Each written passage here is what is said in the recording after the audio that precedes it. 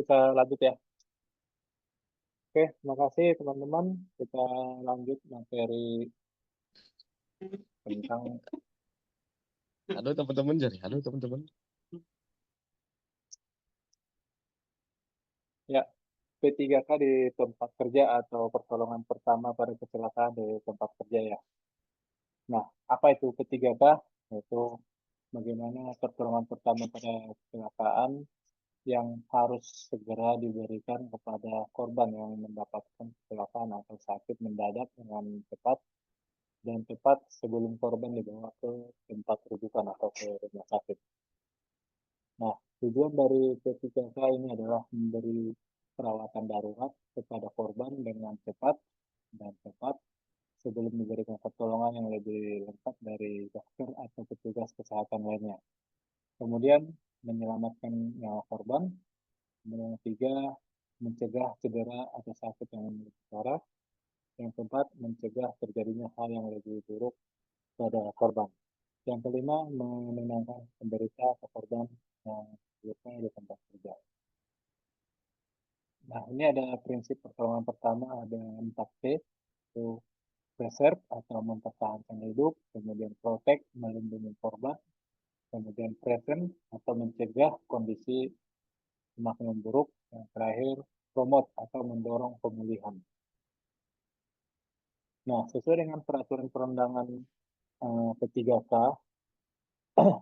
ya pertama Undang-Undang Nomor 1 Tahun 70 pada pasal 3 disebutkan syarat keselamatan untuk memberikan pertolongan P3K. Kemudian pasal 9 ayat 3 kewajiban membina tenaga kerja dalam pemberian P3K. Yang berikutnya adalah Permenaker nomor 3 tahun 82 tentang pelaksanaan P3K dan pendidikan petugas P3K.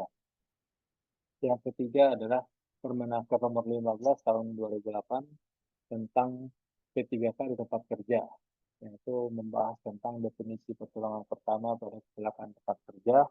Kemudian di pasal 2 itu yaitu kewajiban pengurus atau pengusaha. Yang pertama, pengurus wajib menyediakan petugas P3K dan fasilitas P3K di tempat kerja. Kemudian pengurus wajib melaksanakan P3K di tempat kerja.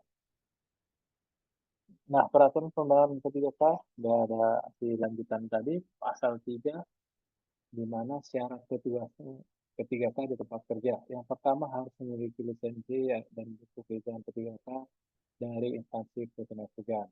Kemudian syarat pemberian lisensi petugas P3K yang ada bekerja pada perusahaan yang bersangkutan, kemudian sehat jasmani dan rohani, yang berikutnya bersedia tunjuk menjadi petugas P3K. Yang terakhir adalah memiliki pengetahuan dan keterampilan dasar di bidang P3K di tempat kerja dan memiliki sertifikat pelatihan P3K di tempat kerja. Nah, sebelum kita melakukan pertolongan, kita harus melakukan penilaian keadaan jika terjadi kecelakaan. Nah, tujuannya untuk memperoleh gambaran secara umum tentang kejadian yang dihadapi. Yang pertama, bagaimana kondisi saat itu, kemudian kemungkinan apa yang akan terjadi, dan yang ketiga, bagaimana mengatasinya. Jadi, tiga hal ini harus kita lakukan penilaian supaya bisa aman melakukan pertolongan dan korban juga bisa tertolong. Nah, ini kita melakukan P3K atau first aider ada bahaya juga, yaitu pertama kontak langsung berupa cairan darah dan bersentuhan langsung dengan mulut atau mata muntahan dari korban. Jadi ketika korban itu mengalami muntah, jadi bisa kita terkena. Kemudian pernapasan, penularan infeksi melalui darah. Nah, bagaimana mencegah infeksi? Ya, pertama, kita usahakan tidak menyentuh mulut, mata, dan hidung ketika sedang menolong korban. Jadi, jangan kita menyentuh bagian mata, mulut, hidung kita. Kemudian sebelum menyentuh, kita cuci tangan sebelum dan setelah menangani korban. Jadi sebelum menangani kita cuci tangan juga, memastikan korban tidak terkontaminasi dengan bakteri atau virus dari kita. Kemudian kita mencuci tangan setelah melakukan pertolongan ketika si korban itu ada terindikasi kena bahan kimia atau muntahan dan sebagainya, kita tidak terkena. Jadi kita cuci setelah selesai. Yang ketiga, kita menggunakan masker sekali pakai dan sarung tangan latex atau yang serupa. Jadi hanya yang sekali pakai. Tujuannya apa? Setelah selesai dibuang semua. Yang keempat, hindari kontak langsung dengan cairan tubuh korban. Ketika ada cairan dari tubuh korban keluar, ya kita hindari menyentuhnya langsung. Yang kelima, buang atau sterilkan semua peralatan telah digunakan. Jadi makanya kalau di rumah sakit itu ada tempat sampah medis, jadi terpisah, jangan sampai terkontaminasi dengan sampah lain. Nah, ini pemindahan penderita. Nah, prinsip dasarnya memindahkan penderita pertama jangan dilakukan jika tidak mutlak perlu. Contoh tidak dalam keadaan bahaya, main langsung geser ya nanti bisa membahayakan. Tapi kalau memang kondisinya posisi bahaya, contoh ada teman yang terjatuh dari ketinggian atau pingsan dari ketinggian saat berdiri bawah, di atasnya itu ada benda-benda yang berpotensi jatuh, yaitu segera kita lakukan pertolongan, memindahkan. Kemudian lakukan sesuai dengan teknik dengan baik dan benar. Jadi jangan asal dipindahkan, apalagi yang mengalami cedera atau jatuh, itu bisa makin cedera nanti. Kemudian kondisi fisik penolong dengan baik dan terlatih. Jadi kita sudah terbiasa, sudah tahu cara tekniknya. Ini beberapa hal yang harus diperhatikan dalam mengangkat penderita. Yang pertama, yang nilai dulu tingkat kesulitannya akan terjadi pada saat proses pemindahan dan pengangkatan berlangsung. Kemudian, rencanakan pergerakan sebelum mengangkat penderita. Yang ketiga, jangan coba mengangkat atau menurunkan jika tidak yakin, gunakan otot tungkai untuk mengangkat. Kemudian yang kelima, jaga keseimbangan. Yang keenam, pindahkan penderita dengan beban serapat mungkin dengan tubuh penolong. Ya, jadi lakukan gerakan secara menyeluruh agar tubuh saling menopang secara vertikal. Kemudian yang kedelapan, bila dapat kurangi jarak atau ketinggian yang harus dilalui. Jadi ini bisa dibilang semacam instruksi kerja bagaimana cara melakukan pertolongan untuk memindahkan korban. Ini macam-macam pemindahan penderita ya, pemindahan darurat dan pemindahan biasa.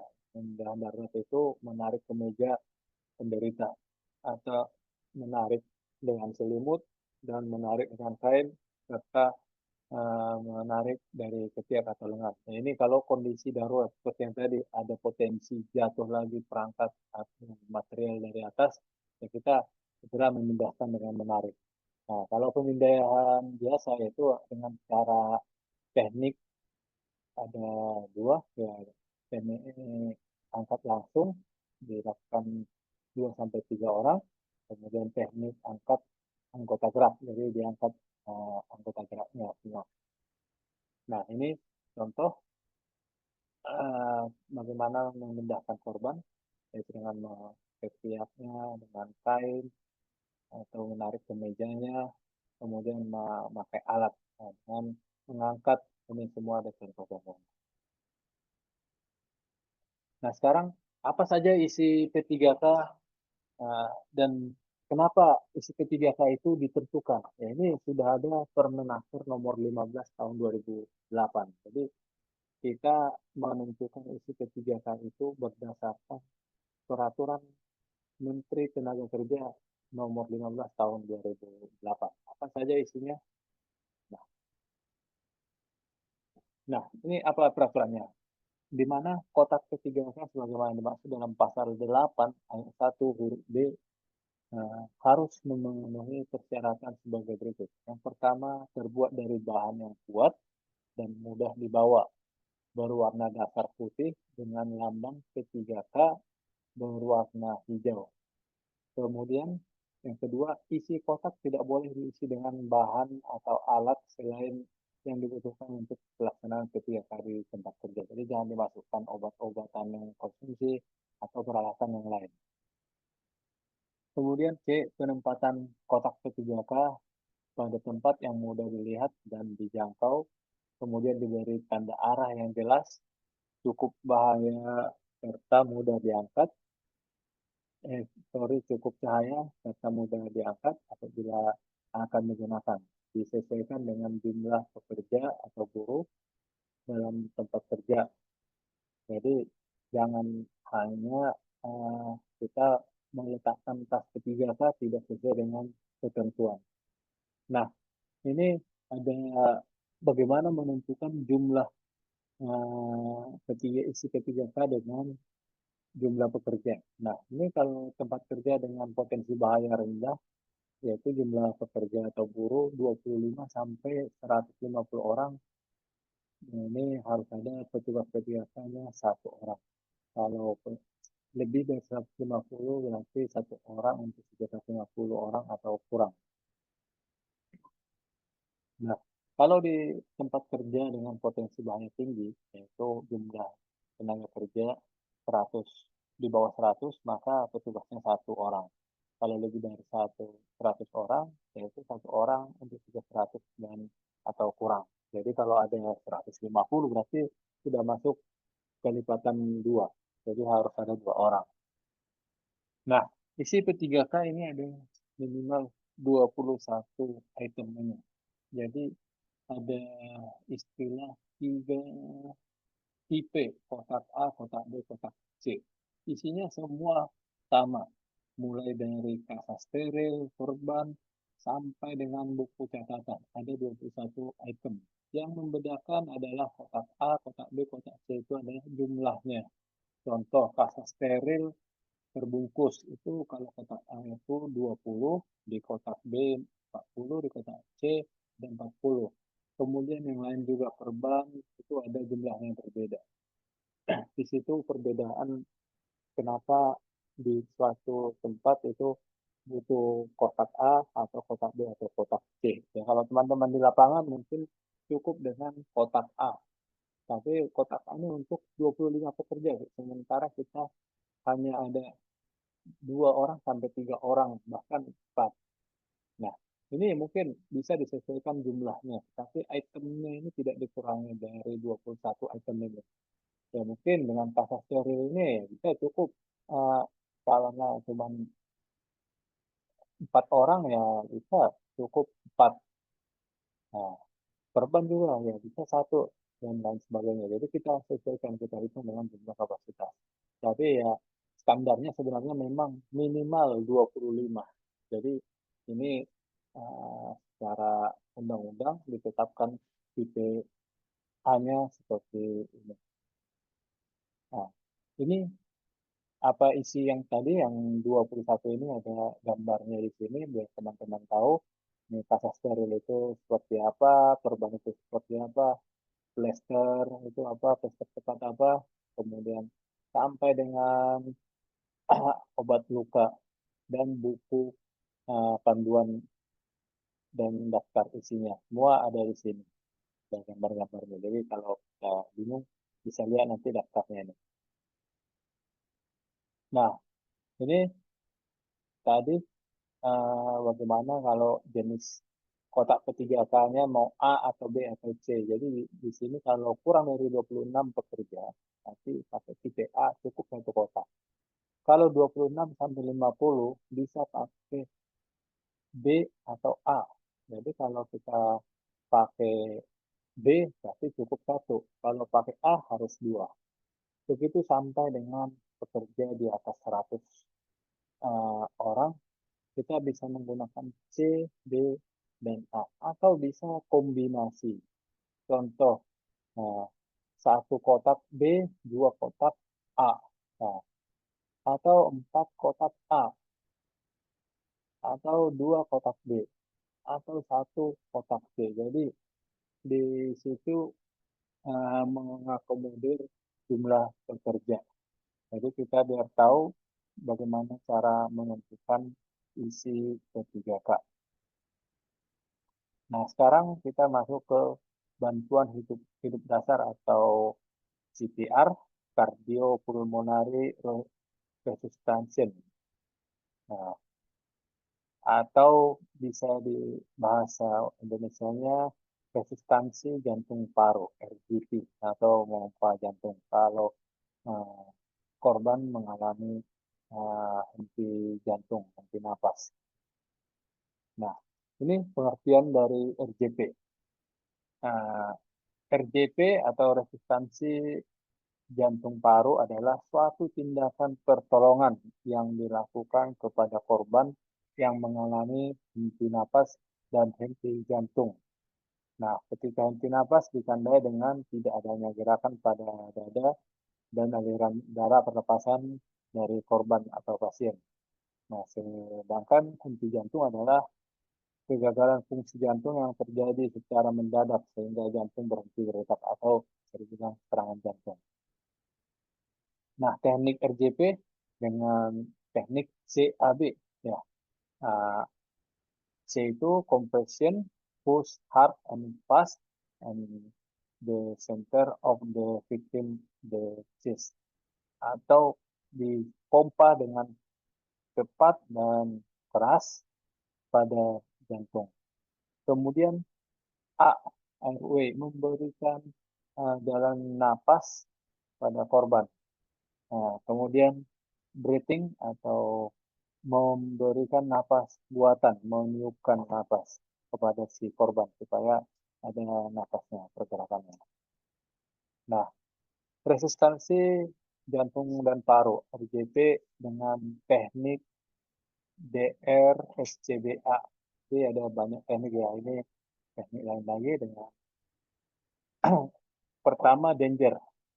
Apakah kondisi lokasi aman? Jadi kita lakukan perkenalan diri kepada si korban, kemudian kita sambil berteriak minta tolong kepada orang lain supaya tahu yang kita lakukan itu adalah sedang menolong korban. Kemudian respon. Nah, cek responnya atau kesadaran korban, kita panggil kalau tahu namanya, kemudian tepuk bahunya. Kalau dia memberikan respon, ya akan lebih baik. Nah, kalau dia tidak memberikan respon, artinya kita bisa menolong, kita bisa berhak menolong dia. Kemudian kita bilang minta bantuan kepada mungkin rumah sakit, klinik atau yang lain untuk memberikan pertolongan. Nah, ini kita baru melakukan CAB tadi, kompresi dengan menekan dada 30 kali, kemudian membuka jalan napas dan memberikan napas bantuan sebanyak 2 kali. Jadi ini tahapannya untuk RCP, kita pastikan kondisi aman dan perkenalkan diri, kemudian cek responnya, kemudian menghubungi bantuan dengan bisa berteriak, dan telepon, dan semuanya. Baru melakukan pemompaan banyak 30 ini dengan irama yang tidak terlalu cepat, tidak terlalu lambat.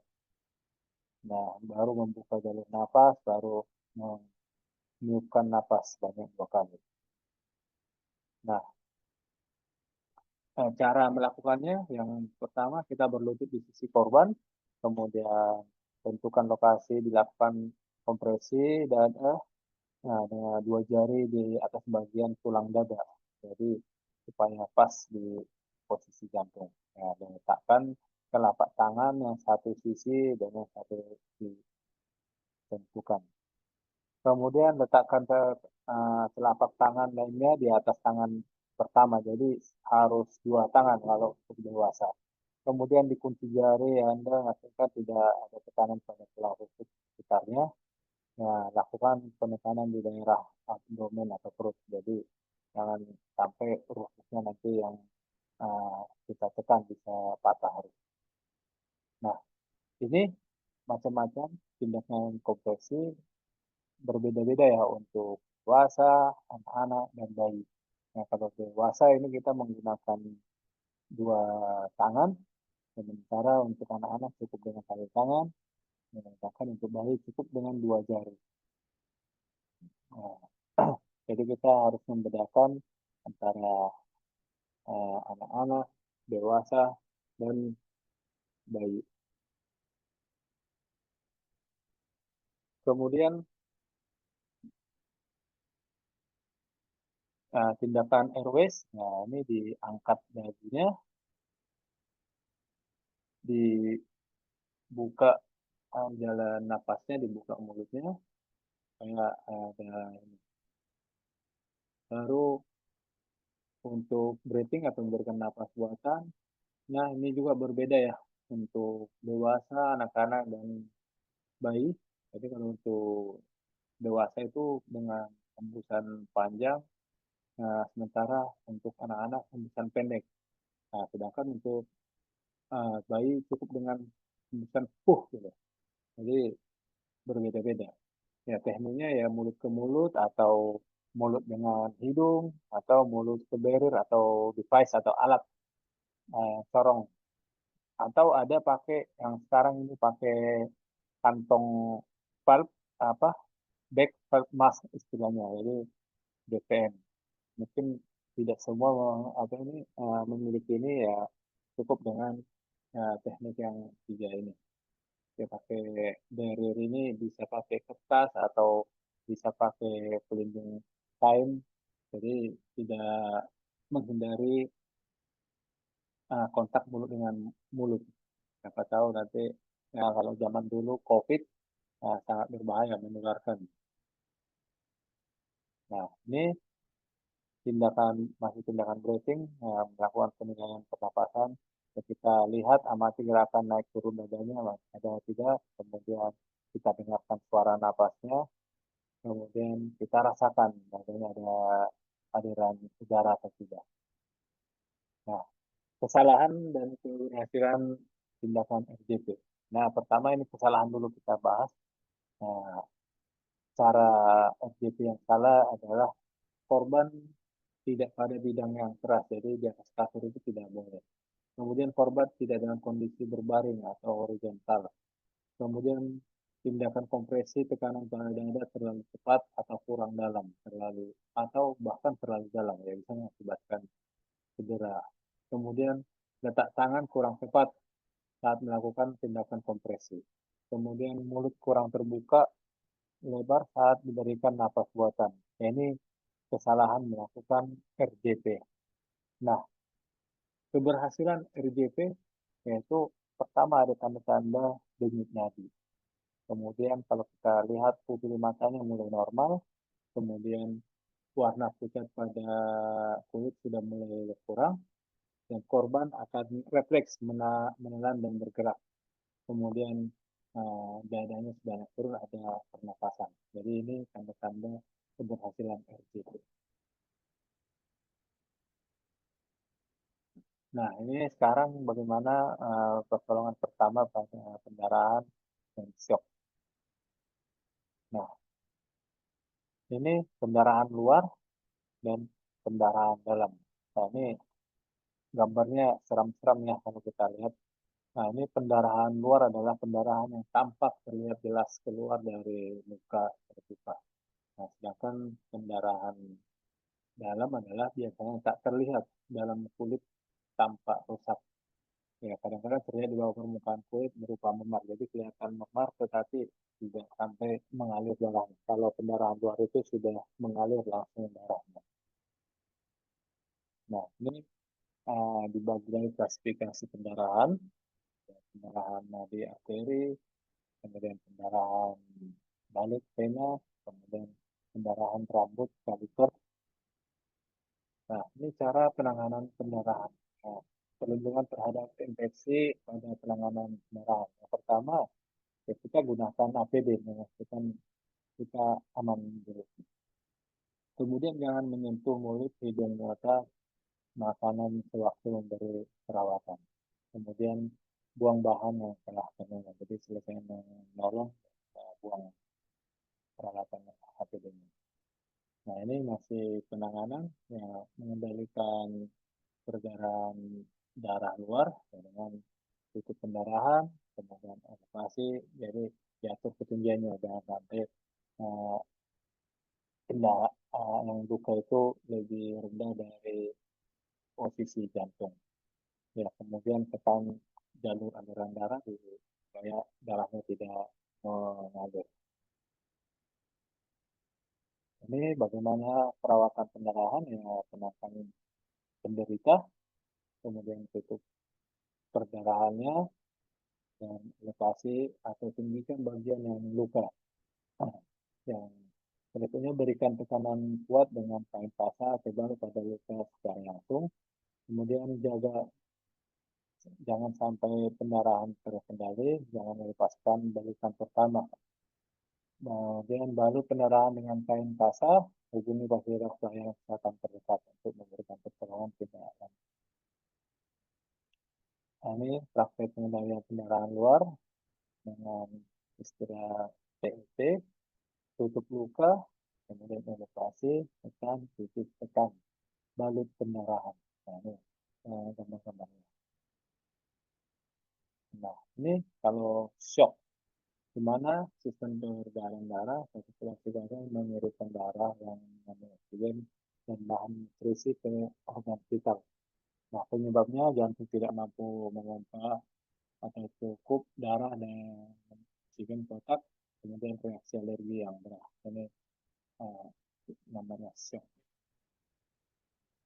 Tanda-tanda shock yang pertama ya, napas cepat dan dangkal, kemudian nadinya cepat dan lemah, kemudian kulitnya pucat atau dingin dan lembab, kemudian wajah dan telinganya pucat, ya, bisa kebiruan pada bibir, lidah, kuping, dan telinga. Kemudian matanya, pandangannya hampa, pupil melebar, jadi bisa dilihat dari mata. Kemudian perubahan mental, ya bisa dia mual, bahkan mungkin muntah, dan haus, lemah, pusing, dan gelisah. Itu tanda-tanda shock. Kemudian bagaimana penanganannya? Ya ditidurkan terlentang, eh, kaki atau tungkai ditinggikan 20-30 cm, kemudian kendalikan pendarahan, ya, dirawat ya, segera lainnya. Kemudian diberikan oksigen sesuai protokol kalau ada, ya, jangan beri makan dan minum, ya, periksa berkala, tanda vital, kemudian kita rujuk ke fasilitas kesehatan. Nah, ini cedera jaringan lunak atau luka ya. Cedera yang melibatkan jaringan kulit atau otot, saraf, atau pembuluh darah akibat terjadi kecelakaan atau mungkin tergores. Nah, klasifikasi luka, luka terbuka sama luka tertutup ya. Tadi dari bahas jenis luka terbuka ya luka tusuk, avulsi, sobek, amputasi, kemudian luka robek, luka sayat atau iris, dan luka lecet. Nah, bagaimana perawatannya? Ya, pastikan daerah luka terlihat, bersihkan daerah sekitar luka, kemudian berikan antiseptik, beri penutup luka dan membalut, kemudian baringkan penderita bila kehilangan banyak darah dan luka cukup parah. Tenangkan penderita atas shock bila ada, rujuk ke fasilitas kesehatan. Jadi ini yang bisa kita lakukan mengenai perawatan luka terbuka. Nah, jenis luka tertutup yaitu memar, cedera karena gigitan atau terjepit, cedera remuk, ya seperti ini contohnya. Jadi di dalamnya itu sudah luka, tapi tidak sampai kulitnya luka sehingga tidak ada mengalir darah. Nah, ini bagaimana perawatan luka tertutup? Ya, istirahatkan anggota gerak, kemudian berikan kompres dengan yang dingin, dibalut tekan, kemudian tinggikan anggota geraknya. Ini cedera otot rangka dan penanganannya. Ada strain, strain, disclose, flexure.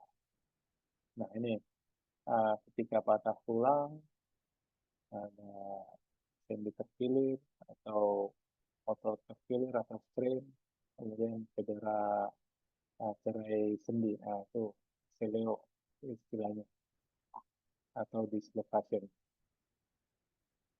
Nah, terkilir sendiri ini seperti ini, tapi kelihatan rusaknya jaringan ikat sekitar sendi atau kelihatan nih sengklap ya. penyebabnya yaitu pergerakan atau tegangan yang berlebihan pada ligmen. Ya, gejala-gejalanya nyeri bahkan bengkak, kemudian ketika ditekan itu terasa sakit nyeri, kemudian tulangnya juga memar kebiruan. Nah, ini kalau terkilir otot atau strain, yang robeknya jaringan otot pada bagian tendon, ini mungkin tidak terlihat secara kasat mata ya. Penyebabnya cedera otot pada otot akibat kerja berlebihan ya. Mungkin mengangkat beban yang berlebih. Ya, gejalanya nyeri pada tajam dan mendadak menyebar keluar dengan kejang, bahkan bisa sampai bengkak. Nah, penanganan strain dengan tipe RICE tadi, Rest Ice Compression pada the patient, jadi tinggikan kakinya. Nah, ini kalau ini mungkin lebih apa ahli tulang atau urut kayak sesuai ya. Karena kita kalau tidak benar dengan profesional bisa mengakibatkan cedera yang lain lagi. Jadi mengembalikan posisi semula. Ini penanganan cerai sendi dislokasi yang perlu pertolongan patah tulang, yaitu jangan melakukan posisi sendi atau merubah. Jadi kita sebisa mungkin posisinya jangan bergerak dan hindari gerakan karena pada dapat menambah cedera, ya segera dirujuk ke rumah sakit. Nah, ini kalau patah tulang ya ini jaringan tulang baik seluruhnya atau sebagian. Nah, ini patah tulang tertutup, jadi tidak kelihatan ya. Tapi yang kedua ini kelihatan jelas tulangnya sampai keluar. Jadi ini sangat uh, berisiko sekali melakukan pertolongan. Jadi seperti ini ya yang bisa kita pertolongan nanti dengan apa memberi penopang supaya saat memindahkan tidak bergerak ya dengan ada istilah pembidaian, dibidai. Jadi upaya untuk menstabilkan dan menistirahatkan atau imobilisasi bagian yang cedera. Jadi jangan sampai bergerak bagian tulang yang patah tadi. Ya, tujuannya membidai itu mencegah pergerakan, mencegah cedera baru, kemudian mengistirahatkan bagian yang cedera, dan mengurangi rasa nyeri, dan mempercepat penyembuhan. Nah, pembidaiannya dengan prinsip pembidaian ini ada macam-macam ya. Dengan pakai ada apa namanya alat kayu penopang. Saya saat memindahkan nanti tidak bergerak. Nah, ini pembidaian tangan, badan juga, jari, kaki. Nah, ini cedera pada kepala dan leher, serta tulang belakang dan dada. Nah, cedera kepala ya pada umumnya penyebabnya adalah benturan benda tumpul. Nah, ini terkena benda tumpul. Kemudian gejalanya ya bisa perubahan respon, bahkan melakukan gangguan pernapasan, bisa mual sampai muntah. Dan gangguan penglihatan terganggu, ya pupil tidak simetris, ya bisa timbul kejang dan masih banyak gejala lainnya. Nah, cara penanganannya yaitu lakukan penurunan dini, kemudian imobilisasi kepala dan leher, berikan oksigen, kemudian tutup dan balik luka, baringkan penderita, periksa ganda vital, baru kita rujuk. Nah, ini cedera spinal yaitu semua cedera yang berhubungan dengan tulang belakang. Ya, penyebabnya karena ada benturan benda tumpul atau jatuh dari ketinggian belakang lalu lintas. Ya, gejala-gejala cedera spinal yang pertama perubahan bentuk pada kepala, leher, dan tulang punggung, kemudian kelumpuhan pada alat gerak, yang ketiga mati rasa, sudah ditemukan. Bahkan yang keempat ini bisa sampai BAB, buang air besar, dan buang air kecil yang tak terkendali. Ini tidak sadarkan diri. Kemudian dia sulit bernapas. Yang keenam, nyeri saat pergerakan tangan atau tungkai. Nah, ini cedera spinal, cara memindahkannya ya, harus serentak ya, dari kepala sampai badan dan kaki. Jadi dengan ada aba-aba 1, 2, 3, kemudian dimasukkan alat angkutnya, baru dimiringkan kembali, dibalikkan posisi semula. Nah, ini cedera dada, yaitu cedera dada tertutup dan terbuka. Nah, gejalanya adalah sesak napas dan kita bernapas dan nyeri saat bernapas. Ya, pertolongannya cukup dengan terbalik kedap dan plastik, beri lubang untuk udara. Nah, ini kalau cedera pada dada. Nah, ini cedera pada leher. Gejalanya atau tanda-tandanya luka terbuka pada leher, sukar bicara, sumbatan pada napas, tenggorokan tidak lurus, dapat diraba udara ke bawah kulit. Kemudian bagaimana penanganannya? Lakukan penilaian dini, imobilisasi kepala dan leher, jadi jangan sampai lehernya bisa bergerak, ada bantalan leher namanya. Jangan mencabut benda yang menancap kecuali yang menghalangi jalan nafas. Jadi kalau ada yang tancap, jangan cabut karena bisa mengakibatkan pendarahan yang hebat. Nah, sekarang bagaimana penanganan luka bakar? Nah, ini luka bakar adalah luka yang terjadi akibat sentuhan permukaan tubuh dengan benda-benda yang menghasilkan panas, yaitu dari api, paparan bahan kimia, radiasi sinar listrik, sinar matahari, dan strum arus listrik. Nah, ini yang dinamakan luka bakar. Nah, penanganannya ya ada derajat 1, 2, dan 3. Ya, semua itu dilakukan dengan mengkompres dengan kain basah yang dingin di area yang ada terkena luka tadi. Kemudian hindari memakai pasta, mentega, atau sarut pada luka bakar karena ini bisa mengakibatkan iritasi nanti. Kemudian tutupi area tersebut dengan perban bersih jika perlu, ganti berkala dan lindungi dari sinar matahari. Nah, kalau yang derajat kedua ya direndam area yang terluka dengan air setidaknya dalam 10 menit. Ya, bisa juga mendinginkan air luka bakar dengan sekurangnya lebih dari 15 menit. Dilepaskan perhiasan kalau ada yang dipakai, takutnya nanti melekat pada permukaan luka bakar. Ya, jangan mengoleskan minyak tadi. Ya, jika terdapat luka lepuh, jangan sekalipun memecahkan karena dapat mengakibatkan risiko infeksi. Nah, kalau sudah derajat 3, ya luka bakar tidak tidak bisa diobati sendiri, jadi harus langsung ke rumah sakit untuk memberikan pertolongan. Ini kalau luka bakar ya sudah parah. Nah, ini luka bakar akibat listrik. Gejala rentannya itu perubahan pada mentalnya, tampak luka bakar yang berat, ya, karena badan dangkal dan tidak teratur, nadi lemah sampai tidak teraba, patah tulang, menjemuk karena kontraksi otot.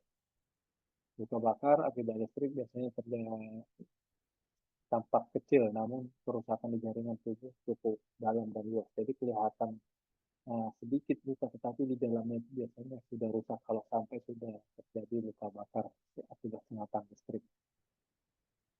Nah, ini penanganan akibat luka bakar akibat listrik. Mungkin sudah tidak bisa dilakukan pertolongan di lapangan ya, tidak harus dibawa ke pusat klinik atau kesehatan, rumah sakit, dan lain sebagainya. Jadi yang kita perlu lakukan adalah nilai tempat kejadian, perhatikan keselamatan penolong dan korban. Nah, kita pastikan kita dalam keadaan selamat.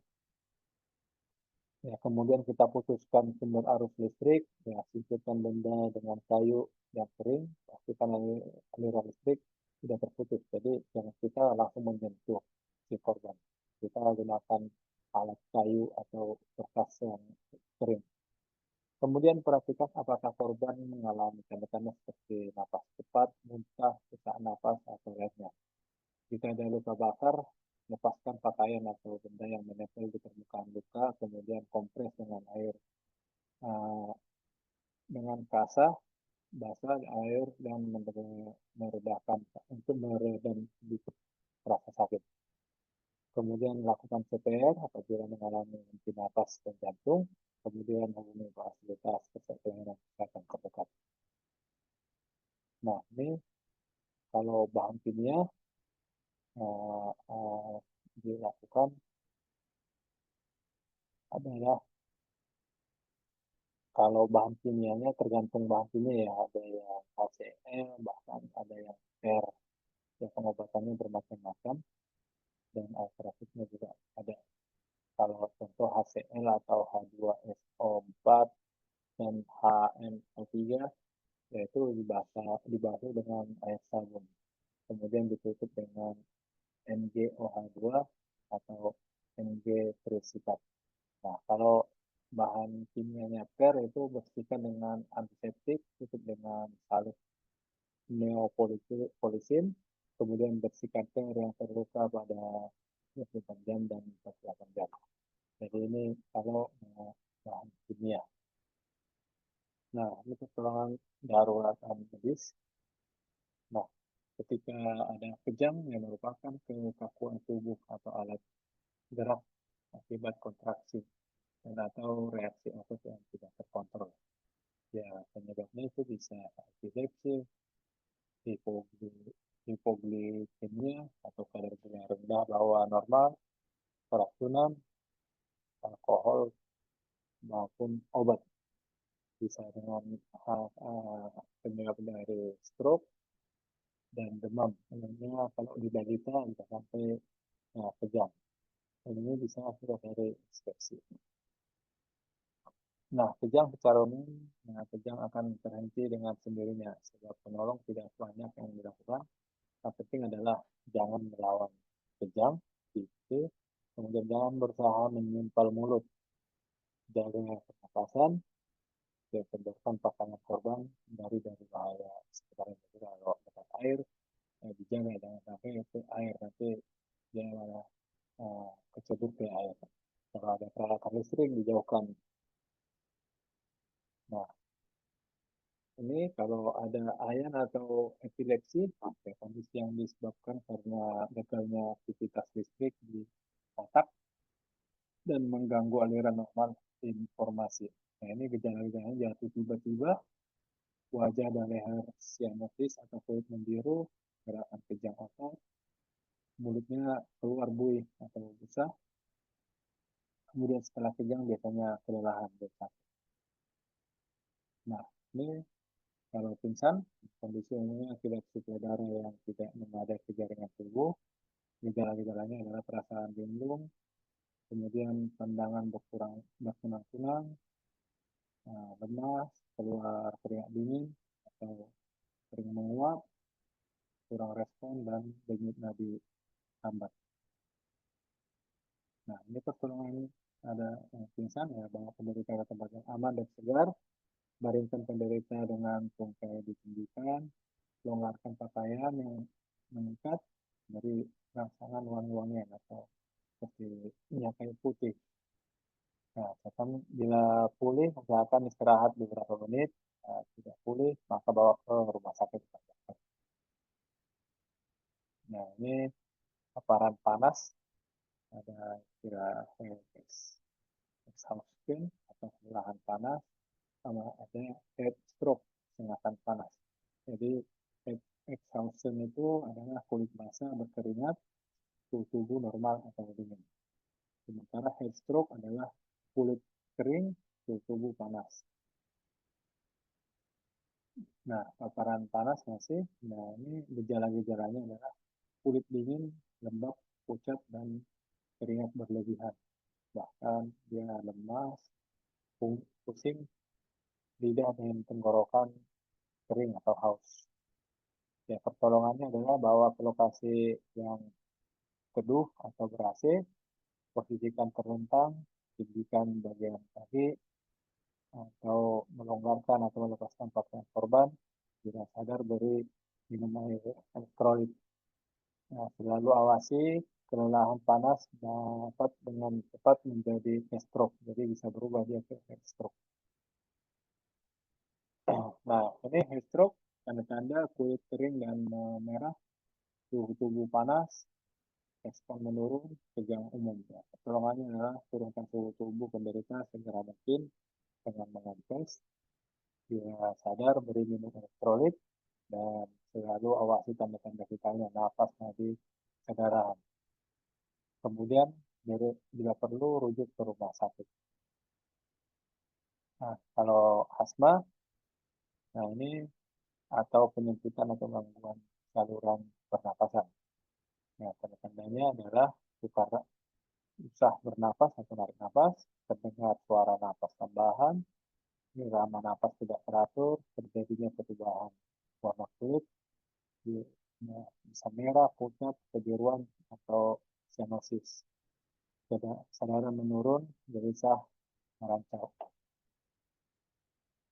Kemudian penyebab asma, ya faktor keturunan ya kalau asma ini.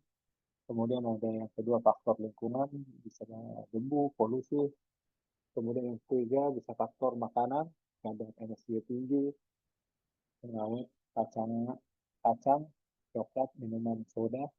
Kemudian bisa faktor cuaca dan suhu. Ya, penanganannya adalah tenangkan korban, tahap tempat yang luas atau sejuk, dudukkan pasien dengan tegak nyaman, atur nafas, beri oksigen bila diperlukan. Nah, ini mimisan atau epistaksis adalah pendarahan yang keluar dari lubang hidung karena lepasnya glukosa atau glukosa yang mengandung pembuluh darah kecil. Nah, penyebabnya adalah bisa kelelahan, bisa terbentur, bisa suhu ekstrim, terlalu panas atau terlalu dingin. Nah, pertolongan mimisan, tenangkan korban, dudukkan agar hidung lebih tinggi dari jantung, kemudian bungkukkan badannya ke depan sedikit, lalu beri respirasi agar bernapas dari mulut. Jadi tekan hidungnya lagi selama 5 sampai 10 menit. Kemudian dibersihkan darah yang di bagian luar hidung. Setelah mimisan berhenti, bersihkan lubang hidung dengan air bersih. Bisa juga dengan diberi garam.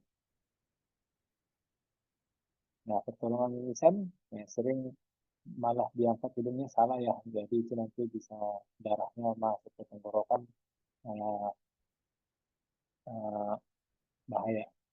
Yang benar itu adalah ditundukkan ya, dipijat-pijat hidungnya supaya uh, nah, ini kalau terkena gigitan ular, ya, tanda-tandanya bekas gigitan ada, kemudian sakit yang lewat, merah, suka sekitar luka. Nah, ini juga ularnya juga beda-beda ya.